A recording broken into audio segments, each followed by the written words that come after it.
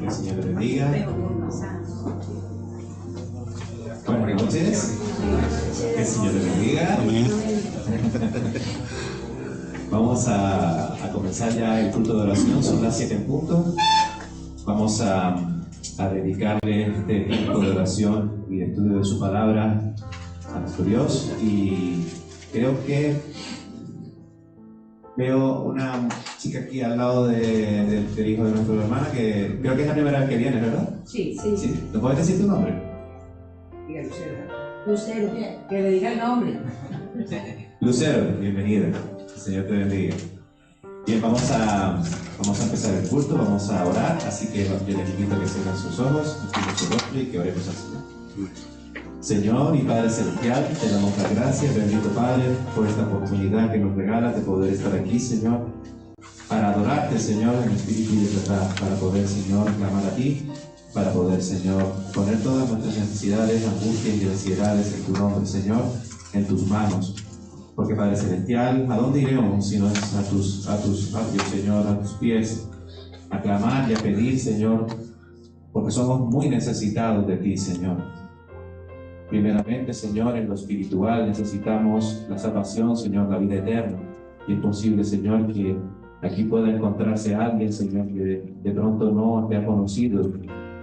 Y puede ser, Señor, un día para que esa alma, Señor, venga en arrepentimiento y fe delante de ti, Señor, delante de tu presencia, en oración, clamando y pidiendo por salvación, clamando y pidiendo perdón por sus pecados, Señor.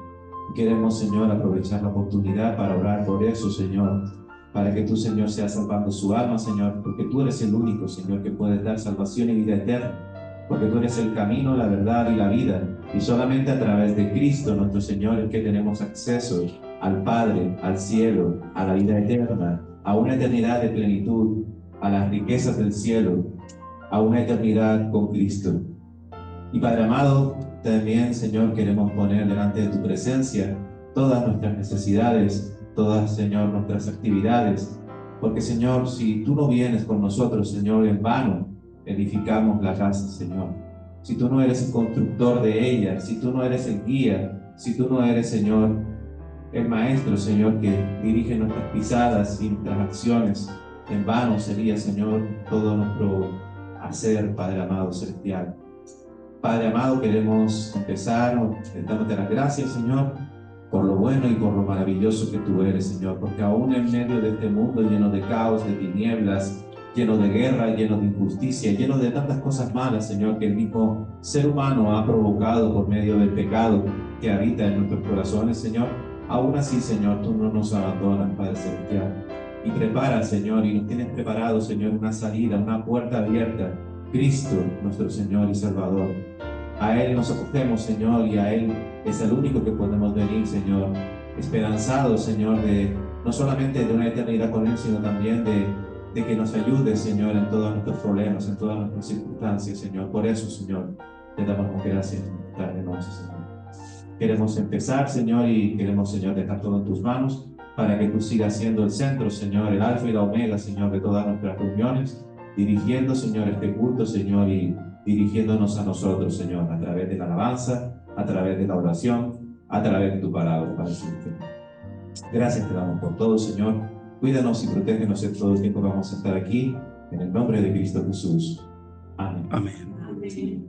El Salmo 3 y el Salmo 4 se llaman Salmos de David, se llaman un salmo matutino y un salmo vespertino. Y aquí en mi Biblia de estudio comenta que en ambos David se siente asediado por el sufrimiento, la injusticia y la opresión. ¿Le suena? Porque así también nos sentimos muchas veces nosotros, asediados por la presión, por la ansiedad, por la certidumbre. Pero él se refugiaba en Dios y decía, como dice en el Salmo 4:8, decía de esta manera: en paz me acostaré y así mismo dormiré, porque solo tú, Jehová, me haces vivir confiado. Y así queremos vivir, confiados en Él, confiados en su palabra, confiados en que Él tiene todo bajo control y confiados en que nuestras oraciones están seguras en Él. Amén. Así que vamos a ponernos de pie y vamos a empezar a cantar, a alabar al Señor.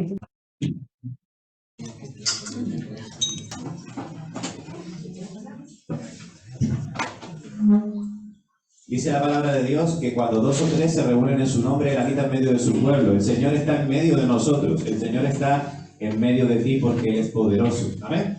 Así que se lo vamos a cantar.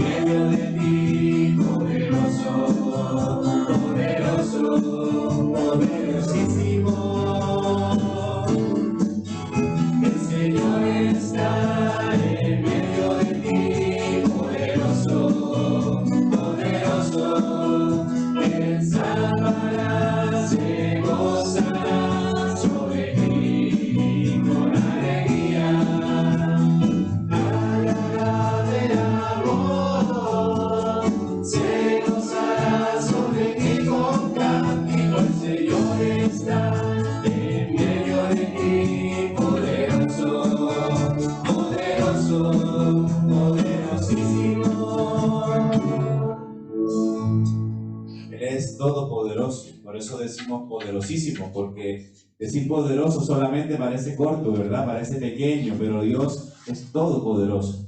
Y su tremendo poder, un poder que no podemos ni siquiera imaginar, nosotros venimos y nos acercamos a Él confiados, por fe, porque Él puede controlar todos nuestros asuntos, Él puede darnos la salida, Él puede darnos el camino, Él puede dirigirnos en nuestras vidas.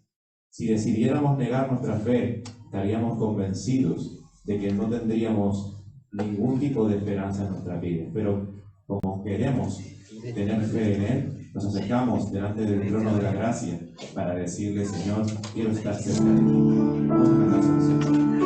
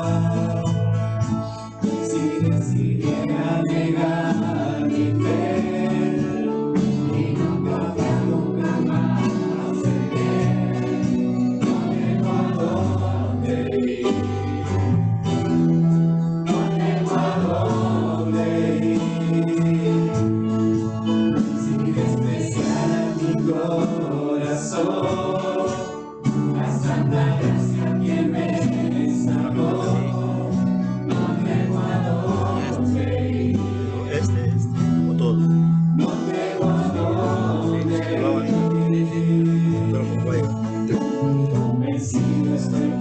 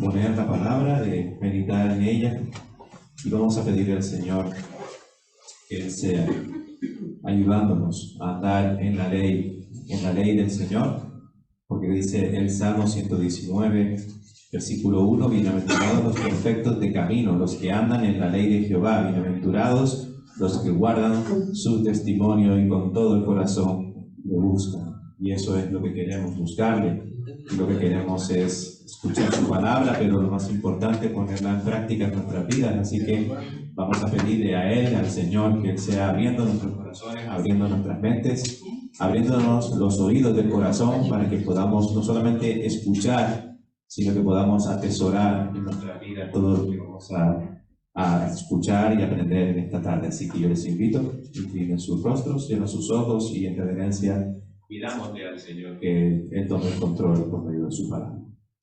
Señor y Padre Celestial, te damos las gracias, bendito Padre, por esta oportunidad, Señor, que nos has dado de poder alabar tu nombre, Señor, por medio de cánticos, Señor. Y queremos, Señor, también seguir adorándote y alabándote, Señor, por medio de la predicación de tu palabra, Señor.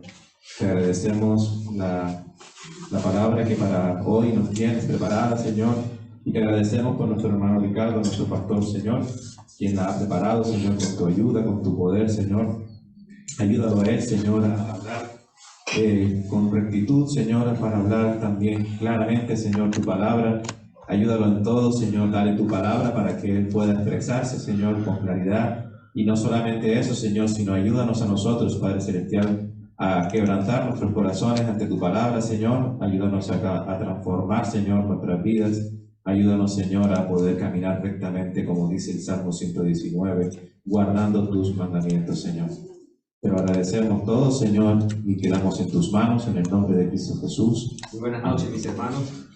Que el Señor les bendiga. Vamos, hubo un cambio de planes. La palabra del Señor es la misma. Amén. Amén. Es viva y eficaz y más cortante que espada de dos filos. Bien, mis hermanos, vamos esta noche a seguir estudiando la carta del apóstol Pablo a la iglesia de Colosas. Es aquí la presentación. Así que vamos a ubicarnos allí y vamos a terminar este estudio. Les recuerdo que estamos meditando en el capítulo 3, versículos del 16 al 23, donde Pablo hace referencia aquí a unas falsas enseñanzas que se estaban introduciendo allí en la iglesia de estos hermanos de Colosas, ¿vale? Y una de ellas era precisamente el legalismo. Vamos a leer, mis hermanos. Colosenses 2, perdón, aquí me he equivocado, palabra no es 3, es versículo 2, capítulo 2, perdón. Los versículos sí están bien. Colosenses capítulo 2, versículos del 16 al 23. ¿Amén? ¿Lo tienen? Bien. Dice así la palabra del Señor. Por tanto, nadie se constituya en juez de ustedes, con respecto a comida o bebida, o en cuanto a día de fiesta o luna nueva, o día de reposo. Cosas que solo son sombra de lo que ha de venir, pero el cuerpo pertenece a Cristo. Nadie los defraude de su premio, deleitándose en la humillación de sí mismo y en la adoración de los ángeles, basándose en visiones que han visto envanecido sin causa por su mente carnal, pero no haciéndose a la cabeza, de la cual todo el cuerpo, nutrido y unido por las coyunturas y ligamentos, crece con el crecimiento que es de Dios. Si ustedes han muerto con Cristo a los principios elementales del mundo, ¿por qué, como si aún vivieran en el mundo, se someten a preceptos tales como no manipules, no gustes, no toques? Todos los cuales se refiere a cosas destinadas a desaparecer con el uso, según los preceptos y enseñanzas de los hombres. Tales cosas tienen a la verdad la apariencia de sabiduría en una religión humana, en la humillación de sí mismo y en el trato severo del cuerpo, pero carecen de valor alguno contra los apetitos de la carne. Amén. Esta es la versión en Biblia de las Américas. Yo sé que la versión Reina Valera está un poco diferente, pero es la misma palabra. Bien, mis hermanos, estábamos estudiando acerca de lo que Pablo está tratando aquí una de las enseñanzas que se habían introducido en la iglesia de Colosas, que era el legalismo. Y habíamos estudiado el peligro del legalismo. Habíamos, para empezar, habíamos dado el concepto de lo que es el legalismo. ¿Ya? Habíamos visto en la clase anterior qué es lo que produce el legalismo, cuál es el fruto del legalismo. Y hoy vamos a terminar con este estudio.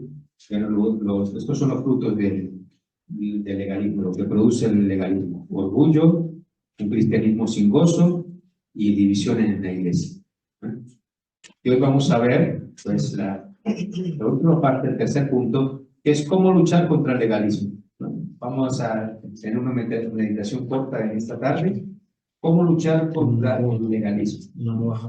Mucha gente piensa, mis hermanos, que el legalismo, que lo contrario al legalismo sería el liberalismo. Pero cuando nosotros vemos en la parábola que estudiamos en el pasado, Lucas 15, Lucas 15, la parábola del hijo pródigo, nosotros podemos ver allí que estos dos hermanos, fíjense bien, estos dos hermanos, en la parábola del hijo pródigo, representan esos dos extremos. Uno era un legalista, o sea, que representaba ese extremo legalista, y el otro era un liberal, el hijo menor. Pero la verdad, los dos, tanto el uno como el otro, los dos estaban igualmente perdidos.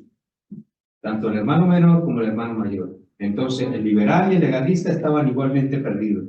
Así que, miren, mis hermanos, para nosotros luchar, o mejor dicho, para poder erradicar el legalismo de nuestras vidas, de nuestras iglesias, el arma fundamental que nosotros debemos usar para ello no es el liberalismo, como muchos opinan.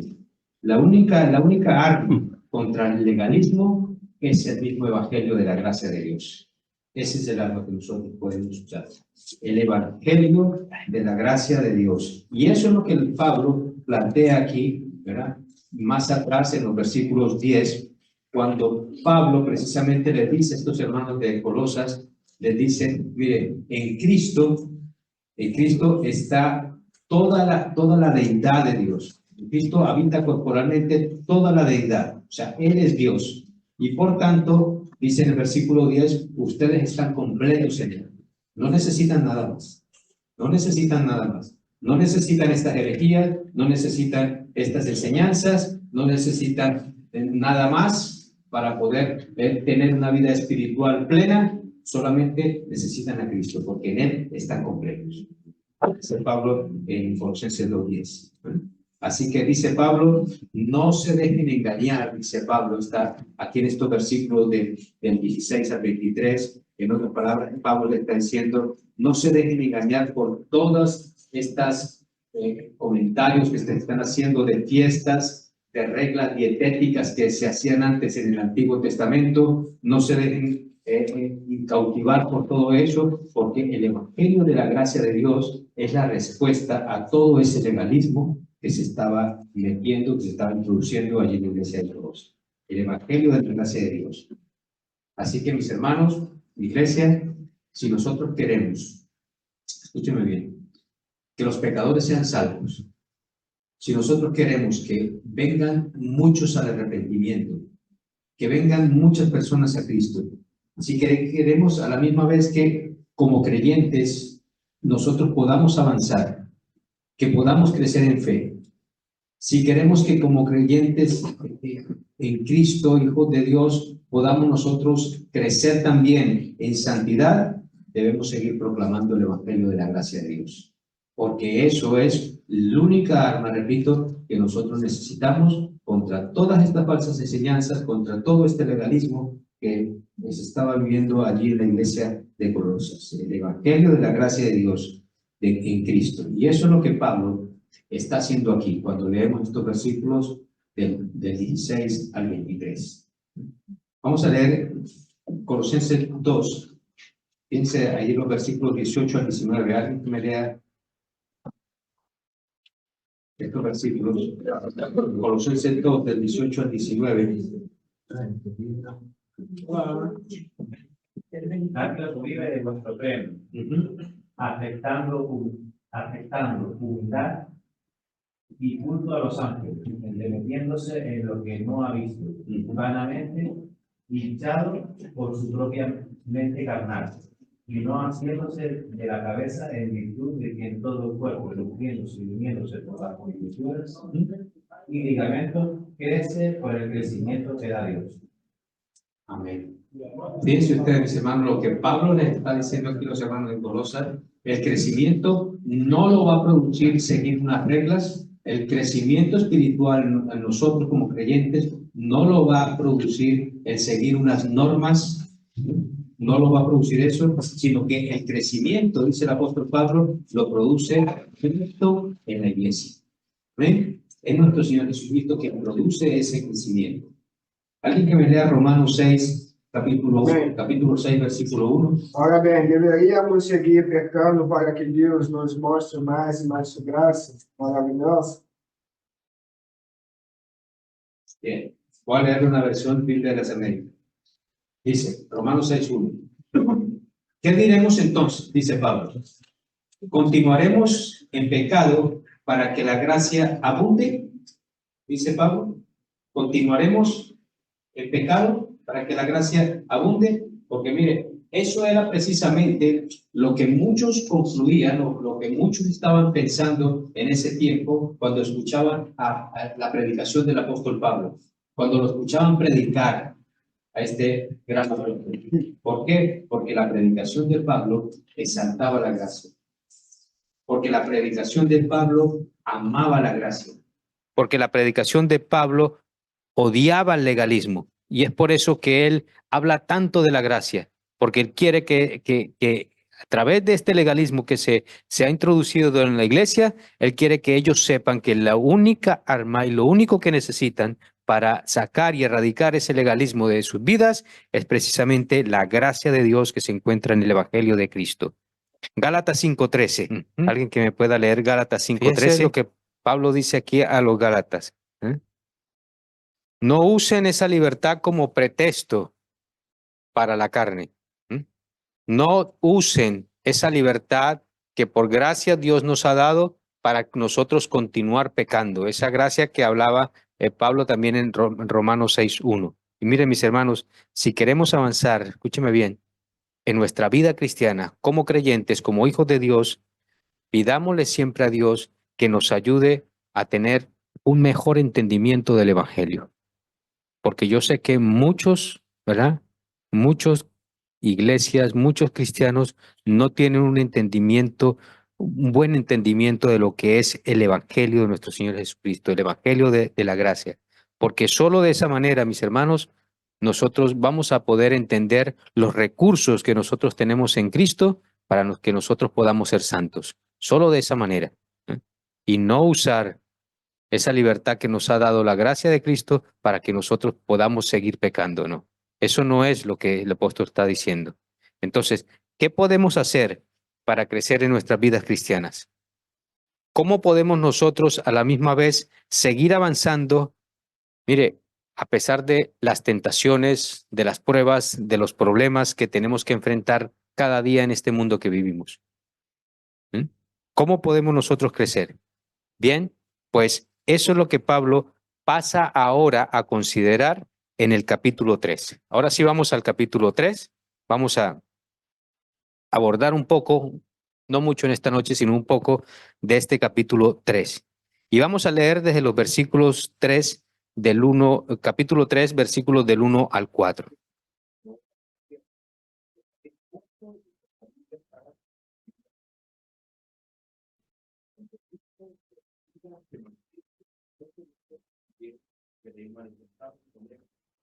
Amén. Muy bien. Fíjense lo que dice en estos 4 versículos. Aquí nosotros encontramos en los primeros 2 versículos, en el versículo 1 y 2, tenemos 2 exhortaciones que hace el apóstol Pablo a los hermanos de Colosas.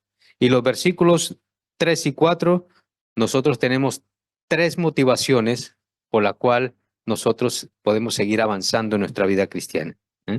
Entonces, en el capítulo 2, que nosotros acabamos de terminar de leer, capítulo 2, cuando leímos del versículo 16 al 23, Pablo advierte a estos hermanos de Colosas contra tres grandes peligros.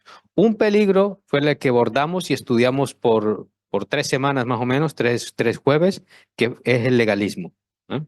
¿Recuerdan qué era el legalismo? El legalismo es querer ser salvos o querer nosotros encontrar el favor de Dios a través de nuestra obediencia. Eso es el legalismo, en un concepto más general. Pero luego Pablo, en esos mismos versículos del 16 al 23, también está llamando la atención a los hermanos de Colosa porque hay otra herejía y otras falsas enseñanzas que se han introducido en la iglesia, y el cual es el misticismo. También se ha introducido el misticismo. ¿Qué es el misticismo? Es tener algunas experiencias místicas con Dios. Eso estaba pasando en la iglesia de Colosas. Y número 3, se estaba introduciendo también el ascetismo. ¿Qué es el ascetismo? Es privarnos, escúcheme bien, es privarnos de ciertas cosas como si esas cosas, ¿verdad?, fueran muy espirituales. Y eso pasa hoy en día. Hay muchas veces, ¿verdad?, que los cristianos nos privamos de muchas cosas, dejamos de hacer muchas cosas, ¿verdad? Porque si a lo mejor si no hacemos esas cosas, eso es algo muy espiritual para nosotros. Y tenemos que tener cuidado con eso porque muchas veces también como que entra el ascetismo en las iglesias y en nuestras vidas. Entonces, esas tres herejías se estaban introduciendo en la iglesia de Colosas: el legalismo, el misticismo y el ascetismo. Y todas esas distorsiones, digámoslo de esta manera, todas esas herejías tienen algo en común, o tenían algo en común, porque todas ellas presentaban a Cristo como un Salvador insuficiente. Como un Salvador insuficiente. Que Cristo no era suficiente para salvar, que Cristo no era suficiente para ser perdonado, que Cristo no era suficiente para ser justificado y que Cristo no era suficiente para poder satisfacer nuestras vidas. Ellos necesitaban, según estas herejías, ellos necesitaban a Cristo más otras cosas. Y es por eso que Pablo les recalca mucho antes, ya viendo lo que iba a pasar en esa iglesia: ustedes están completos en Cristo. Solamente en Cristo. Están completos en Él. No les falta más nada. No es Cristo más esto, no es Cristo más los otros, no. Estamos completos en Cristo y solamente en Cristo. Y estos falsos maestros decían que si estos hermanos de Colosas querían crecer espiritualmente, tenían que someterse a ciertas reglas, tenían que someterse a ciertas normas. Pero todo eso, mis hermanos, mire, todo eso es contrario al evangelio de la gracia de Dios. Porque el evangelio de la gracia no depende de ninguna norma, de ningunos reglamentos, sino que todo es por pura gracia. Y si queremos crecer espiritualmente, mis hermanos, no va a ser, escúcheme bien, no va a ser obedeciendo reglas, no va a ser obedeciendo normas. ¿Cómo entonces nosotros crecemos espiritualmente? Pues bien, eso es lo que Pablo nos va ahora a enseñar a partir de este capítulo 3, en estos primeros 4 versículos. Nosotros encontramos, como les dije, en el versículo 1 al 2, en estos 2 versículos encontramos 2 exhortaciones. Noten ustedes, les vuelvo a leer, dice Pablo: si ustedes han resucitado con Cristo, busquen las cosas de arriba, donde está Cristo sentado a la diestra de Dios. Pongan la mira en las cosas de arriba y no en las de la tierra. Fíjense ustedes, mis hermanos, que Pablo lo que está haciendo aquí es un contraste. Pablo está enseñando aquí, está trayendo un contraste aquí entre las cosas celestiales o las cosas que pertenecen arriba con las cosas terrenales, o sea, las cosas de esta tierra. Él está haciendo un contraste. Pero yo quiero que noten, mis hermanos, que ahí en ese mismo versículos, Pablo nos ordena, o sea, la palabra de Dios nos ordena, porque es tan imperativo, es una orden, nos ordena que nosotros busquemos una de esas más que a la otra. Y nos dice que busquemos primero ¿cuál? Las cosas, ¿cuáles? Las de arriba. O sea, hace un contraste y a la vez nos da la respuesta y nos dice: mire, si ustedes van a ponerse a escoger entre las cosas de arriba y las cosas de la tierra, él mismo nos dice: mire, ¿saben qué? Inclínense por esta. Busquen mejor estas, porque estas son las que los van a ayudar, estas son las que los van a salvar, estas son las que los van a encaminar por el camino eterno. Busquen las cosas celestiales, las cosas de arriba. Y miren, mis hermanos, antes de seguir avanzando en estos versículos y en este estudio, yo quiero aclarar algo. Yo quiero aclarar algo antes que avancemos un poco más. En toda la historia de la iglesia, o digámoslo, en toda la historia cristiana, han habido personas, mire, muchos creyentes incluso, óigame bien, muchos creyentes que han descuidado sus responsabilidades terrenales, que han descuidado sus obligaciones, sus responsabilidades aquí en la tierra, por estar ocupados supuestamente en las cosas celestiales. Eso ha pasado. Eso muchas veces pasa. Que descuidan sus compromisos terrenales, sus cosas, sus obligaciones, para ocuparse supuestamente en las cosas celestiales. Y esa era la idea, mis hermanos, esa era la idea que tenían estos monjes agustinos, por ejemplo, estos monjes en los monasterios. Eso era lo que ellos pensaban en los monasterios de la Edad Media. Ellos decían, bueno, lo que nosotros vamos a hacer es apartarnos del mundo. Vamos a apartarnos del mundo, vamos a irnos a una montaña, y allí vamos a poder meditar, allí vamos a poder reflexionar, allí vamos a poder dedicarnos a Dios, y vamos a poner, y ahí vamos a poder nosotros poner nuestra mirada en las cosas de arriba. Eso era lo que decían ellos. Esto era lo que decían estos monjes. Y estas personas presuponen, mis hermanos, que las cosas del mundo, escúcheme bien, que las cosas terrenales deberían ser despreciadas si nosotros queremos crecer espiritualmente.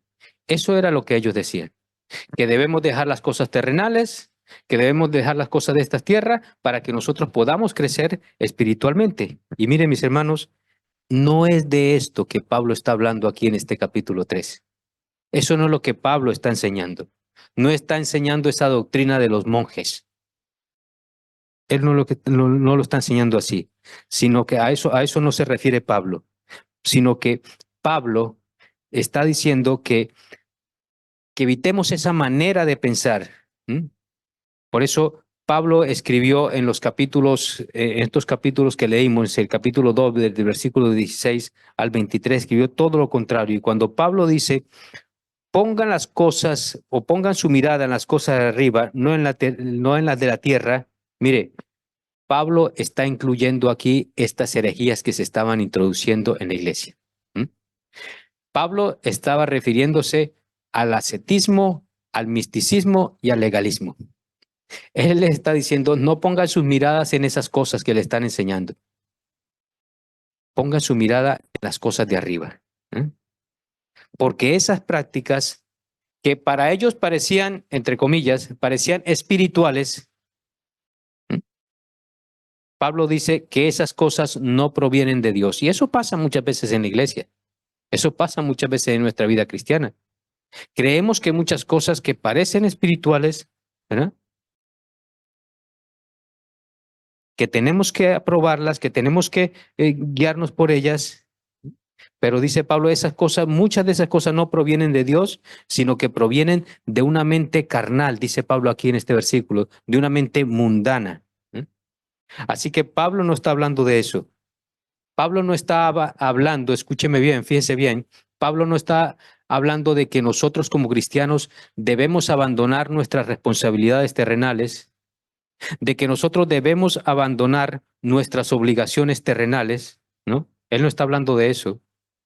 Noten que más adelante, luego vamos a llegar ahí, pero a partir del versículo 18, en este mismo capítulo 3, a partir del versículo 18, Pablo empieza a hablar, fíjense ustedes, Pablo empieza a hablar de las responsabilidades de los esposos, de las responsabilidades de las esposas, las responsabilidades de los padres, de los hijos, de los siervos y de todas esas responsabilidades que tienen personas normales, que en esta época y en la época de Pablo. Personas normales, personas que pagaban un alquiler, personas que recibían un salario, personas que compraban comida, que pagaban impuestos, etcétera, etcétera. Y que también tenían unas responsabilidades terrenales. Y Pablo está diciendo, no, Tienes que ser un buen esposo, tienes que ser una buena esposa, un buen hijo, un buen padre, sin descuidar aquello también, las cosas de arriba. Pero no podemos evadir y decir, no, yo voy a buscar las cosas espirituales, entonces esto va primero. No. Mis hermanos, nuestro primer ministerio es nuestra casa, nuestra familia, nuestros hijos, nuestras esposas, nuestra familia. Ese es nuestro primer ministerio. Y estamos siendo responsables con las cosas terrenales. Y a la vez estamos siendo responsables con las cosas de arriba, con las cosas celestiales. Porque las dos van unidas. Y es por eso que ahora Pablo está hablando de esas responsabilidades a partir del versículo 18. Amén. Entonces, ¿qué es lo que Pablo quiere compartir en sí? ¿Qué es lo que Pablo quiere compartir aquí? Mire, que hay muchos cristianos, mis hermanos, y es triste, pero hay muchos cristianos que han sido adoptados en la familia de la fe, pero que aún no han comprendido lo que significa verdaderamente ser cristianos. ¿Por qué? Porque se comportan como si fueran del mundo. Es lo que está diciendo Pablo. Con una mente carnal, con una mente mundana. Cuando ya han nacido de nuevo, no han comprendido verdaderamente lo que significa ser cristianos. No han entendido prácticamente lo que significa el Evangelio de la gracia. Amén. Y es en esa falta de comprensión que entonces el apóstol Pablo está tratando de corregir todo eso en este pasaje. Y nos corrige a nosotros también, como Iglesia Cristiana Evangélica de Recife. Nos corrige su palabra, la palabra del Señor. ¿Vale? Pero también en los versículos 3 y 4 encontramos 3 motivaciones para ello, para que no nos desanimemos en nuestro caminar cristiano. Hay 3 motivaciones. Las leo. Versículos 3 y 4. Porque ustedes han muerto y su vida está escondida con Cristo en Dios. Cuando Cristo, nuestra vida, sea manifestado, entonces ustedes también serán manifestados con Él en gloria. Aleluya. Gloria a Dios. Esto es muy buenas motivaciones, que no las vamos a ver ahora, sino en el próximo estudio vamos a ver esas 3 motivaciones que encontramos en los versículos 3 y 4. Pero de momento, quedémonos con estas exhortaciones, quedémonos también con cómo luchar contra el legalismo y con todas estas falsas enseñanzas que nos dice la palabra de Dios. Y así tenemos un poquito más de tiempo para que oremos, ya que el jueves pasado no nos alcanzó el tiempo, ¿verdad? Vamos a dedicar más tiempo también a la oración, pero también llevémonos esta palabra a nuestros corazones. Amén. Que el Señor los bendiga, iglesia.